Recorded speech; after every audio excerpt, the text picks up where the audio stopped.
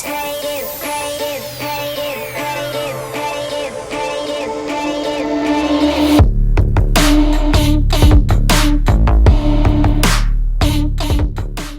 To another interactive session the 10 counts. और आज हमारे साथ मौजूद है एक अपराइजिंग इंडियन बॉक्सर जो कि सिर्फ 19 इयर्स ओल्ड है और अभी काफी बड़े मूव्स कर चुकी है रिंग के अंदर और आगे भी बहुत सारे फ्यूचर है उनके। तो सबसे पहले thank you so much for joining with us Neha Chahar.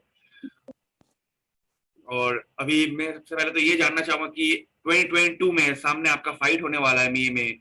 ये आपका थर्ड प्रोफेशनल फाइट होगा, इस साल का सेकंड फाइट होने वाला है। तो क्या प्रिपरेशन चल रहा है, क्या माइंड में चल रहा है आपके? सर अभी तो प्रिपरेशन चल ही रही है इसकी। पहले वाली फाइट थी उसमें जैसे मैं लॉस कर गई थी, मेरे हाथ में इंजरी हो गई थी, तो अभी उससे रिकवरी भी करनी है और फाइट भी है, तो उसी को ध्यान में रखे चल रहा है काम। तो जैसे आपने डेब्यू किया था प्रोफेशनल डेब्यू 2019 में, और 2019 में डेब्यू करने के बाद आपने बहुत ही बेहतरीन एक कॉर्नर स्टॉपेज आपने हासिल किया था, बहुत एक बेहतरीन डेब्यू था वो।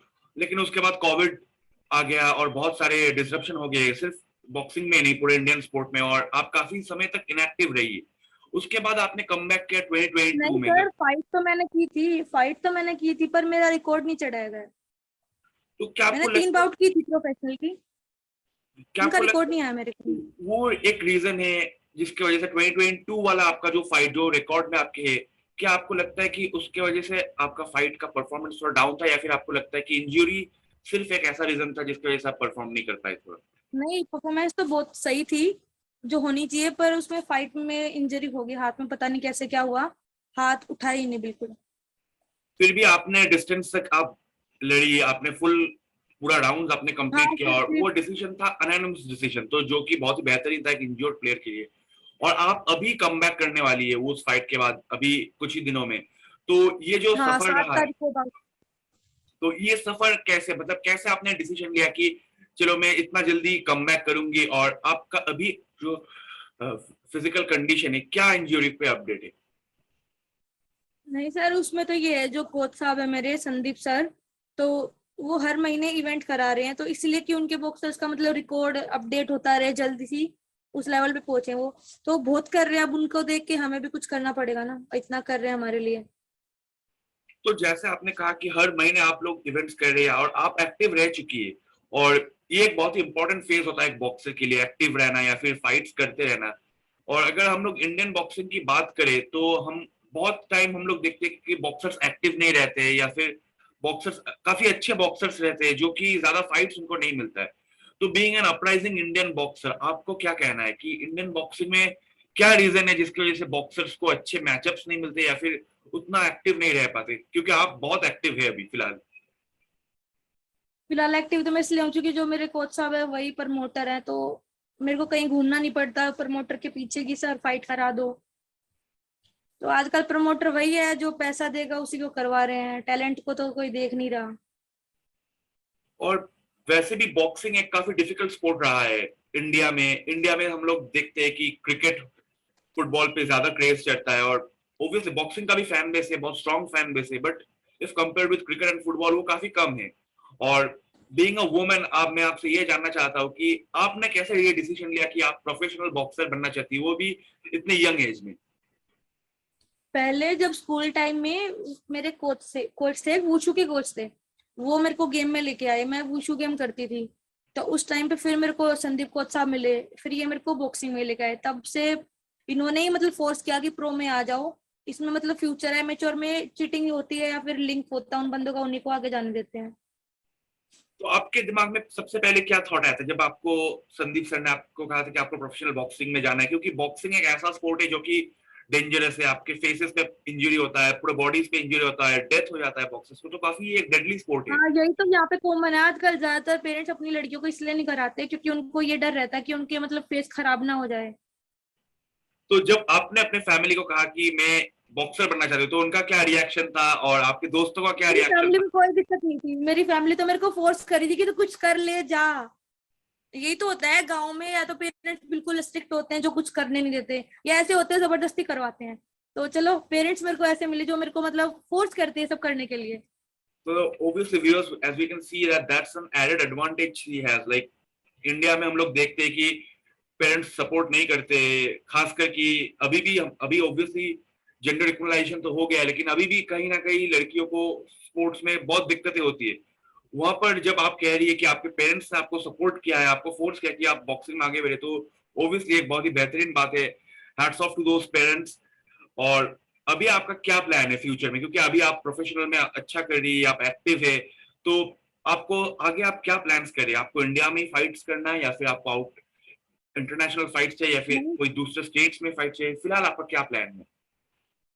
प्लान तो फिलहाल ही है, जैसे अभी एक तो फाइट है स्टार्ट की, उसके बाद धीरे धीरे सारे इवेंट ऑर्गेनाइज करवा रहे हैं आगे भी। जैसे यहाँ पे अच्छा रिकॉर्ड बन जाएगा तो इंटरनेशनल बाउट भी मिलेंगी, वहाँ पे इंटरनेशनल फाइट भी मिलेंगी हमें। तो पर वो अब ये कि हमें जब बेसिक लेवल क्लियर कर लेंगे ना, उसके बाद ही तो मिलेंगे ना, जब हम उस लेवल तक हो जाएंगे। मैं आपसे और एक चीज जानना चाहूंगा कि इंडियन बॉक्सिंग में जैसे आपने कहा कि आपके हैंड में इंजरी था, जिसकी वजह से आपका लास्ट परफॉर्मेंस थोड़ा डाउन था, और ये काफी कॉमन सिनेरियो है बॉक्सिंग में। बॉक्सिंग या फिर कॉम्बैट स्पोर्ट्स में इंजरी काफी कॉमन है, बहुत लोगों को चोट लगती है। और अगर हम लोग बाहर का सिनेरियो देखेंगे तो like they obviously have got a strong medical team, but India में बीइंग एन इंडियन बॉक्सर आपको क्या लगता है कि क्या आपको एडिक्वेट मेडिकल सपोर्ट मिलता है? क्योंकि ऑब्वियसली आप एक ऐसा स्पोर्ट में जहाँ पे इंजरी आपको हर डे हो सकता है, तो क्या आपको उस तरह का मेडिकल सपोर्ट या फिर डॉक्टर सपोर्ट प्रोवाइड किया जाता है, या फिर अभी भी इंडियन बॉक्सर स्ट्रगल करते हैं वो मेडिकल स्केल में कि हाँ मुझे चोट लग गया तो मेरे लिए एडिक्वेट ट्रीटमेंट नहीं मिल सकता, या फिर मुझे अपना ट्रीटमेंट खुद कराना पड़ सकता है? तो ये सब चीजें फैक्टर्स आते हैं। तो बीइंग अ बॉक्सर आपका क्या ओपिनियन है इसमें? इंडियंस को फाइट ही नहीं मिलती टाइम पे, तो मेडिकल तो वो तो कहाँ से मिलेगा सर। जिसका खुद के मतलब बजट से जो कर सकता है वो कर लेता है, जो नहीं कर पाता वो रह जाता है बेचारा। तो लाइक बीइंग अ बॉक्सर आपको क्या लगता है इसका सोल्यूशन क्या हो सकता है? क्योंकि इंडिया एक ऐसा कंट्री है जहाँ पे इतने सारे पॉपुलेशन है, इतने सारे टैलेंट है, और अगर हम बॉक्सिंग की बात करें तो इंडिया से अभी तक एक वर्ल्ड चैंपियन भी नहीं है स्पोर्ट में। तो आप एक अपराइजिंग बॉक्सर है, आपको क्या लगता है ये जो चीज है कि इंडियंस को फाइट्स ही नहीं मिल रहे, ये कैसे रिजॉल्व हो सकता है? सब जो भी प्रमोटर हैं या जो भी है, सब ये सोचते हैं कि बस अपनी जेब में पैसा आए, तो वो थोड़ा अपना छोड़ के दूसरों का देखेंगे तभी तो कुछ होगा। कोई सपोर्ट करने वाला नहीं है, स्पॉन्सर जो होते हैं सब क्रिकेट या वो चीजों के पीछे भागते हैं, कोई सपोर्ट ही नहीं करता। अब अगर ये देखो, जैसे मैं हूँ या कोई भी, अगर उसको स्पॉन्सर मिले तो मेडिकल ट्रीटमेंट भी मिले, अच्छी डाइट सब कुछ मिले। अभी घर से करेंगे तो कहाँ तक कर पाएंगे, घर वाले भी कब तक कर पाएंगे हमारे। तो ये तो होगी स्पॉन्सरशिप्स और सब टर्मोइल्स की बातें। अब मैं आपसे ये जानना चाहूंगा कि आप अपने डाइट को कैसे मेंटेन करते हैं, क्योंकि आपको अपना आपका वेट कट सब कुछ नजरअंदाज आप नहीं कर सकते, आपको वेट में रहना पड़ता है। तो अभी आपके सामने जैसा फाइट आ रहा है, तो आप कैसे अपने डाइट को मेंटेन कर रहे हैं? आपका डाइट अभी कैसा है और किस हिसाब से आप अपने आप को आपका जो खाने का प्रोसेस है वो आप किस तरह से ट्रैक कर रहे हैं? मैं यहाँ पे गुड़गांव में पीजी में रहती हूँ, तो जो भी होता है थोड़ा बहुत जो भी करना होता है खुद ही करना होता है।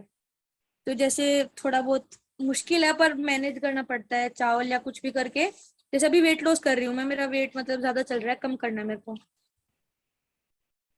तो मैं आपसे एक और चीज पूछना चाहता हूँ मैम कि आप एक 19 इयर्स ओल्ड बॉक्सर है, यंग वुमन, तो ऑब्वियसली काफी सारे प्रॉब्लम्स होते हैं जब आप एक डेंजरस स्पोर्ट्स में आप अकेले रहते हैं। तो वो ओवरकम करने का जो माइंड सेट, जो पावर आपको कैसे मिलता है? आपका सोर्स ऑफ इंस्पिरेशन क्या है?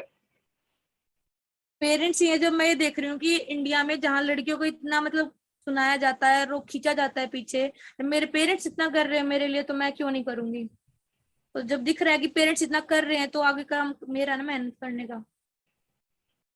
तो जैसे आपके सामने फाइट आ रहा है और ऑब्वियसली आप बेहतरीन एकदम प्रिपेयर कर रहे हैं, लेकिन आपका ओपोनेंट अभी भी फाइनलाइज नहीं हुआ है अकॉर्डिंग टू द रिकॉर्ड, क्योंकि रिकॉर्ड में अभी भी टीबीए दिखा रहा है। तो आप किस तरह से अपने प्रिपरेशंस को या फिर अपने फाइट कैंप को आप किस तरह से मोल्ड कर रहे हैं? क्योंकि फिलहाल तो आपको पता है, अपोनेंट हाँ। तो वेट है ना, हैवी वेट हो गया ना, हैवी वेट में लड़कियां बहुत कम है जो प्रो में करती हैं। एक तो वेट की इसलिए दिक्कत आती है, अपोनेंट जल्दी से मिलता नहीं है, तो इसलिए वही कर रही हूँ कि मैं वेट कम लेके आऊँ ताकि ज्यादा अपोनेंट मिले, ढूंढना ना पड़े अपोनेंट को कहाँ है इस वेट में लड़कियां ये वो। और हम लोग देखते हैं कि हेवीवेट बॉक्सिंग में, ये आपने बहुत ही बेहतरीन बात बोले कि वर्ल्ड चैंपियनशिप सिनेरियो में भी अगर हम लोग देखें तो वुमेन फाइटिंग ज्यादा नहीं होता है हेवीवेट कैटेगरी में। ऑब्वियसली एक वेट, फिजिकल स्ट्रक्चर उस पर मैटर करता है। क्या आपको लगता है कि आप हेवीवेट बॉक्सिंग का फ्लैग बियरर बन सकते हैं इंडिया में? क्योंकि अगर हम लोग फीमेल बॉक्सिंग का बात भी करेंगे तो light weight, welter weight, middle weight तक जाता है, लेकिन हैवी वेट पे एक फीमेल डोमिनेंट चैंपियन अभी तक उतना नहीं है। तो क्या आपको लगता है आप फ्लैग बियरर बन सकती है उस? सर देखो, उम्मीद तो है, जितना कर रही हूँ या आगे करूंगी, उम्मीद तो है कि अगर ऐसे ही सपोर्ट मिलता रहा, सब कुछ हर तरह सब कुछ ठीक रहा, तो उम्मीद है। मैं तो अपना 100% दे रही हूँ, बाकी लक भी तो होता है ना कुछ, कि ना सपोर्ट मिले या ना मिले, क्योंकि सब कुछ खुद के पैसे पे, खुद की उस फैमिली उससे करना है, बैकग्राउंड से करना, तो इतना है नहीं ना एक इंडियन का बजट। और अभी वेदर भी काफी गर्मी पड़ चुका है, समर टाइम है, तो क्या वेदर की वजह से आपके ट्रेनिंग में कुछ दिक्कत हो रही है क्या, या नहीं, फिर आप उसको? बस पहले 3 टाइम हो पाती थी, पर अब दिन में थोड़ा गर्मी ज्यादा ना, इसलिए 2 टाइम ही हो रही है। तो हम लोग अभी लगभग एक हफ्ते में आपका नेक्स्ट फाइट होने वाला है, और मैं चाहता हूँ कि आपको बहुत बहुत ही आप अच्छा परफॉर्म करें, and all the best wishes to you from the entire team of 10 count. Lastly अगर आप कुछ कहना चाहती है यंग वुमेन के लिए, यंग फाइटर्स के लिए, जो कि ड्रीम देखते हैं कि वो भी आगे आके बॉक्सर या फिर एथलीट बनना चाहते हैं, तो उनके लिए आपका क्या मैसेज रहेगा? सर मैसेज यही है कि बस अपने और फालतू चीजों को छोड़ के अपनी मेहनत पे ध्यान दो। पेरेंट्स इतना कर रहे हैं हमारे लिए, तो उनको उम्मीद थोड़ी ना उनकी तोड़ सकते हैं। इतनी उम्मीद लगाए बैठे हमसे पेरेंट्स कि हम कुछ करेंगे, तो बस उनका मजाक नहीं बनना चाहिए समाज में कि बेटी के पीछे गए थे, क्या उखाड़ लिया। That's a really great message. Thank you so much for joining with us, Neha Chahar. It was lovely interacting with you. So that was all for today, ladies and gentlemen. Stay connected with 10 Count, subscribe to our channel, and stay awaited for more news on boxing, Indian boxing. Thank you so much. Thank you sir.